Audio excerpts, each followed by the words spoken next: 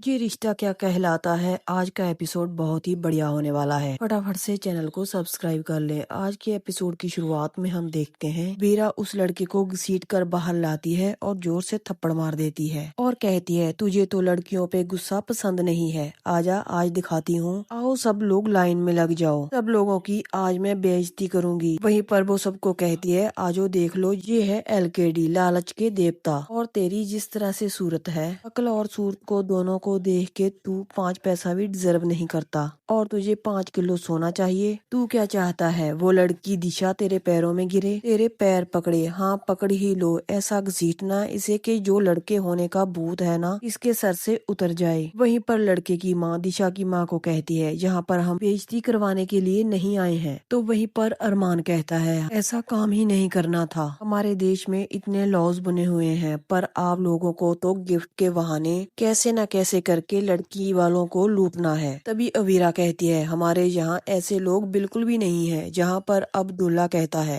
ये लड़की तू कुछ ज्यादा ही बोल रही है, उसके पास आ जाता है। पर अरमान कहता है, अगर तूने एकदम भी कदम आगे बढ़ाया तो मुझसे बुरा कोई नहीं होगा, बस नीचे करके बात कर। और ये जो शेरवानी है ये भी तूने नकुल अंकल ने ही दी होगी, है ना? जहाँ पर वही अबरा कहती है, वाह लो बात कर लो, शेरवानी तक जो आपने पहनी है वो भी नकुल अंकल की देन है, लोग इन पर एहसान जता रहे हैं। जहाँ पे अरमान कहता है, हमारे देश में ना अरेंज मैरिज होती है, इसीलिए तू बच गया, वरना अगर अरेंज मैरिज नहीं होती ना तो तुझ जैसों की कभी शादी ना होती। लड़कियां तुझसे शादी करनी तो दूर की बात, तुमसे बात करने की हिम्मत भी ना करती। सबसे ज्यादा गुस्सा तो मुझे आप लोगों पर आ रहा है कि आप लोग ऐसे सब करके दहेज देने के लिए क्यों कह दिया। ऐसे लोगों को तो हमें दरवाजा दिखाना चाहिए, पर नहीं, हम तो इन लोगों के सामने हाथ पैर जोड़ रहे हैं। हमारी बेटी से शादी करने के लिए मीरा कहती है कि हम रद्दी वाले को भी जब पेपर देते हैं तो उससे भी पैसे लेते हैं। क्या बेटियां इतनी ज्यादा बोझ हो चुकी हैं कि आप यहाँ पे दहेज देकर उसे विदा करने की कोशिश कर रहे हो? क्या बेटी आपके लिए इतनी भी मायने नहीं रखती? किसी के भी हाथ में आप हाथ उसका देकर उसे विदा करना चाहते हो? अरे हमने टीवियों में देखा है कि कैसे दहेज का जो प्रथा है वो बंद होना चाहिए, पर हम क्या कर रहे हैं? हम तो यहाँ पर ऐसा कुछ कर ही नहीं रहे। अगर आपने आज नहीं बोल दिया ना, एक बहुत ही पावरफुल शब्द है, अगर ऐसे इंसानों को आपने ना बोल दिया ना तो आपकी बेटी की जिंदगी संवर सकती है। एक ना बोलना इतना भी मुश्किल नहीं है, ऐसे लोगों को ना बोलना चाहिए, क्योंकि इससे आपकी बेटी की जिंदगी संवर सकती है। पर मुझसे बहुत कई बड़े लोग हैं और मैं जानती हूँ कि उम्र में आप लोग सब मुझसे बड़े हैं, पर धर्मेंद्र जी, मैं आपके सामने हाथ जोड़ के यह कहती हूँ, प्लीज दिशा की शादी यहाँ मत होने दीजिए।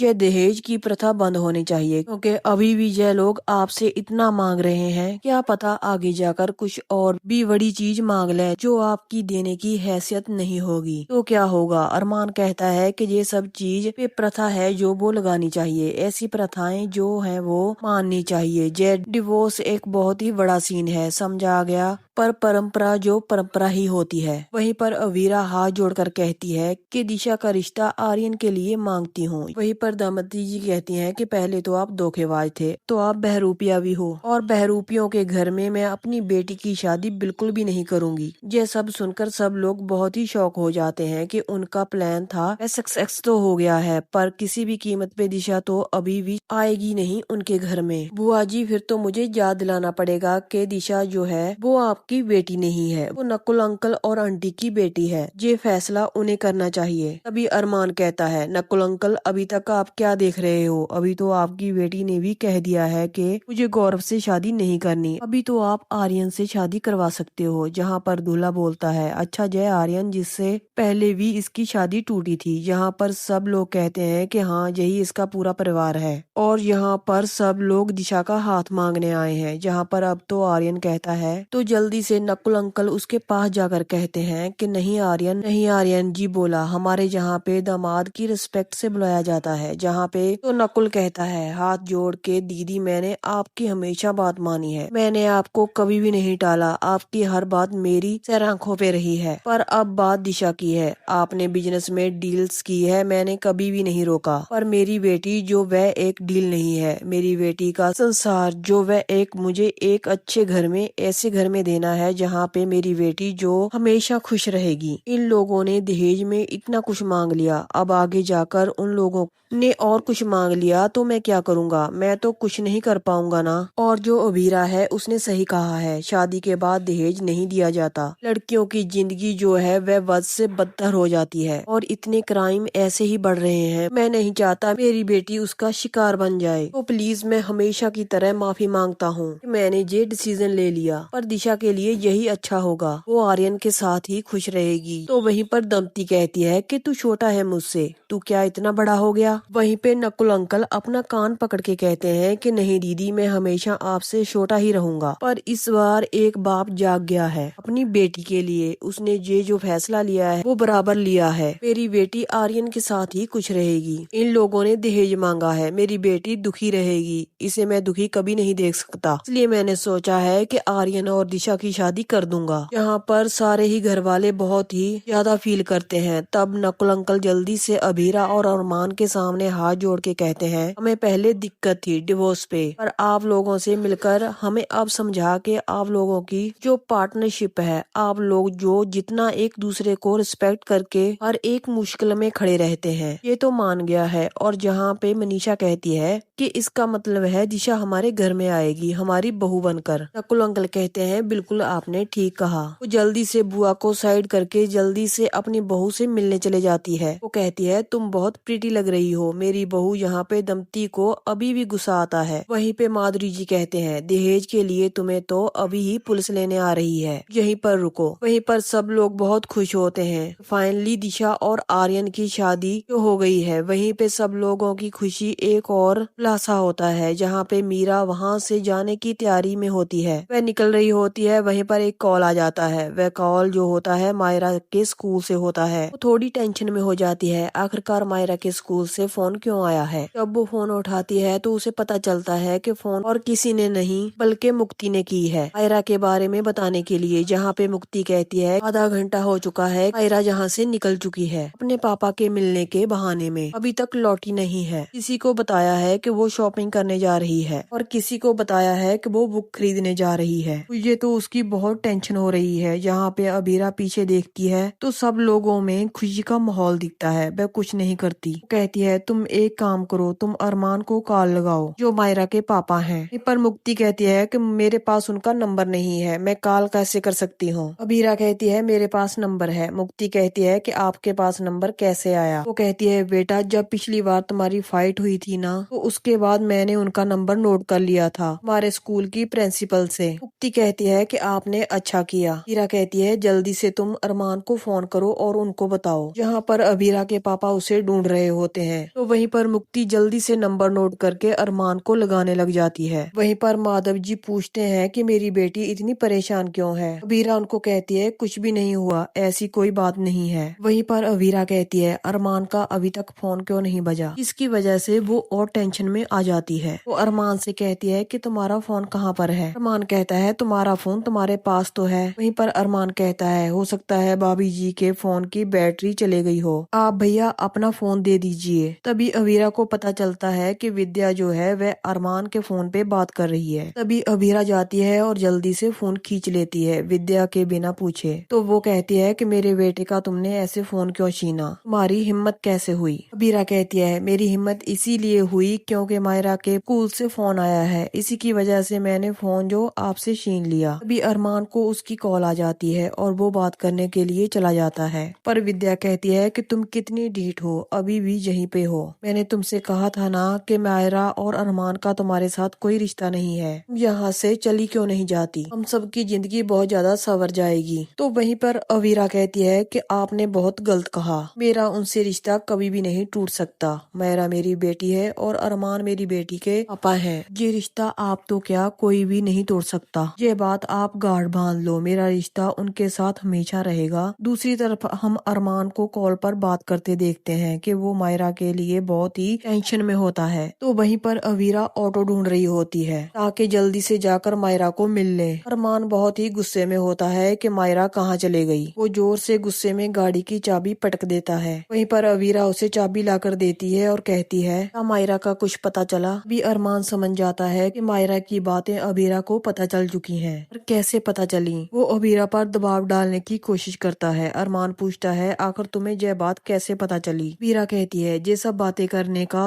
टाइम बिल्कुल भी नहीं है, अभी सबसे पहले हमें मायरा को ढूंढना चाहिए। अरमान कहता है ये सब तो ठीक है, तुम्हें किसने बताया? ये तो तुम मुझे बता सकती हो ना। अगर फिर से अबीरा उसे जल्दी से चलने के लिए कहती है। अरमान कहता है मायरा पहले से ही गुस्से है, अगर तुम्हें उसने देख लिया तो और गुस्सा हो जाएगी, वो मुझसे भी बात नहीं करेगी। वीरा कहती है कि तुम ठीक बोल रहे हो, तुम एक काम करो, पहले तुम जाओ और जाकर मायरा को ढूंढो, उसको ढूंढने के बाद मुझे कॉल करो। वहीं पर ये सब विद्या और माधव जी देख लेते हैं। माधव जी कहते हैं तुम वहाँ पर जाओ ही मत, वहाँ पर जाकर आखिर करना क्या चाहती हो, जहाँ पर हमारी पोती गायब है। तो विद्या कहती है हमारी पोती जो है वो किसी की वजह से नहीं बल्कि अबीरा की वजह से गायब हुई है। अगर अबीरा हमारे घर में नहीं रह रही होती तो अरमान और मायरा कभी अलग नहीं होते। ये सब कुछ अबीरा की वजह से हो रहा है। वहीं पर माधव जी हाथ जोड़ के कहते हैं प्लीज सिचुएशन को देखकर बोलो, इतना सब कुछ हो गया है, हमारी पोती गायब है, पोती के बारे में भगवान से प्रे करने की बदले में तुम अपनी आग में इतनी जल चुकी हो, तुम्हें नफरत के अलावा कुछ नहीं दिखाई दे रहा। आगे हम देखते हैं कि मायरा एक ऑटो में जल्दी से अपने स्कूल को वापस आ रही होती है। तो वहीं पर बहुत ज्यादा तूफान आ जाता है। उसे अरमान की बातें बार बार याद आती हैं, कैसे अरमान ने हमेशा अबीरा का साइड लिया है। जो मेरे पापा हमेशा मेरी साइड लेते थे वो आज अबीरा की तरफ हो चुके हैं। तूफान आने की वजह से ऑटो वाले अंकल एक साइड पर रोक लेते हैं। वीरा उन्हें कहती है मैं दुगने तिगने पैसे आपको दूंगी, बस आप कैसे करके मुझे वहां तक पहुंचा दो, अगर मैं लेट हो गई तो मुझे मैस में बिल्कुल भी जगह नहीं मिलेगी। वहीं पर ऑटो वाले अंकल कहते हैं बेटा मैं कुछ भी नहीं कर सकता, इतना ज्यादा तूफान है कि ऑटो भी पलट सकती है। तो वहीं पर अरमान भागते हुए नजर आते हैं, वह गिर जाता है, उसकी वजह से उसका जो चश्मा है वो भी टूट जाता है। वो चश्मे को साइड में फेंक कर भागने लग जाता है। वहीं पर हम अबीरा को देखते हैं, वो बहुत टेंशन में होती है, क्या उसे अबीरा मिल गई होगी। तो वहीं पर घर वाले इस बात से अनजान होते हैं, वो दिशा का वेलकम करने लग जाते हैं। और मीशा आर्यन से कहती है अगर दमती जी को यह पता चल गया तो सबसे पहले इसको डांट पड़ेगी। आर्यन कहता है अभी तो कोई मुसीबत नहीं होगी क्योंकि दमती आंटी हमारे रिश्ते को